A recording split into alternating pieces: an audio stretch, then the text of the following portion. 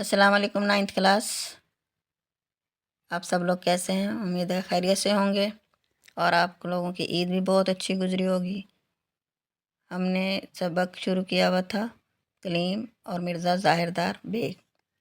अब ये 27 की डायरी में आपका SLO है कि उसमें आपको 19वीं सदी यानी डिप्टी नज़ीर अहमद के ज़माने की जो मुआशरत है ना, कि मुआशरे में लोग कैसे रहते थे और क्या तौर तरीके थे उनके, वो बताना है आपको थोड़ा सा, कि वहाँ की जो सोसाइटी थी 19वीं सदी की, यानी कि मुस्लिम माशरे की जो अक्कासी करते थे, उसमें सब लोग ख़ानदान के लोग एक तो मिलजुल कर रहते थे, बड़ों का बहुत एहतराम करते थे और घरों के जो फ़ैसले हैं वो अमूमन मर्द करते थे।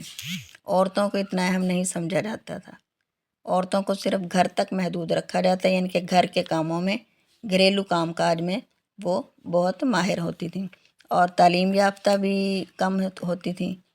इसलिए तालीम, औरतों की तालीम को अहम नहीं समझा जाता था, लेकिन घरेलू महारतें या घर के कामों में उनको बहुत अहम समझा जाता था। तो इसीलिए डिप्टी नज़ीर अहमद ने अपने नावलों में ख़वातीन की तालीम पर और औलाद की तरबियत पे और इस्लाही जो हैं वो नावल लिखे, ताकि मुआशरे की इस्लाह हो।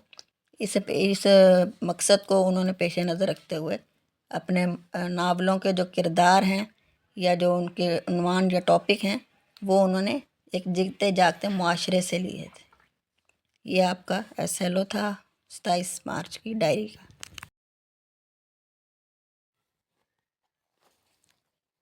अस्सलाम वालेकुम नाइन्थ क्लास। आपने 26 की डायरी में 1, 2, 3, 4 ये आपके कलीम और मिर्ज़ा ज़ाहिरदार बेग वाला जो सबक शुरू हमने किया है उसकी मश्की सवालात 1, 2, 3, 4 आपने उम्मीद है याद कर लिए होंगे अच्छी तरह से। अब 27 की डायरी में आपका सवाल नंबर 5 है, खाली जगह है।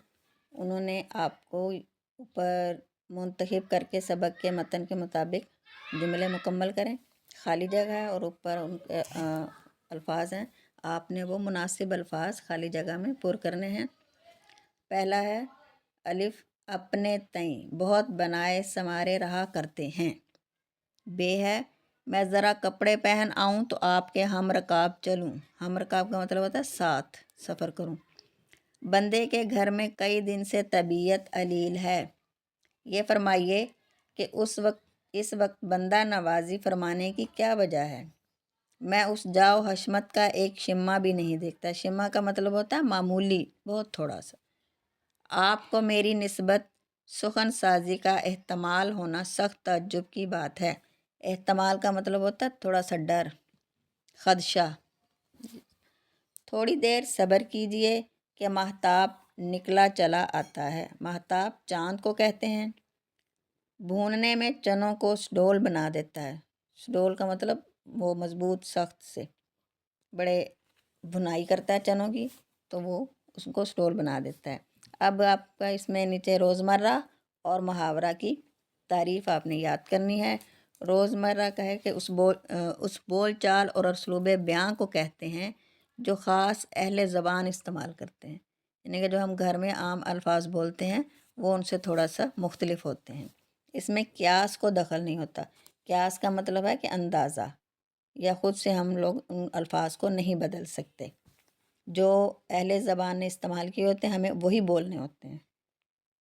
जैसे है कि बिला नागा पर क्यास करके इसकी बजाय बेनागा और रोज़ रोज़ की जगह दिन दिन नहीं कहा जा सकता। कि बिला नागा अगर लफ्ज़ उन्होंने अहले ज़बान ने इस्तेमाल किया है तो हमने भी बिला नागा ही बोलना है।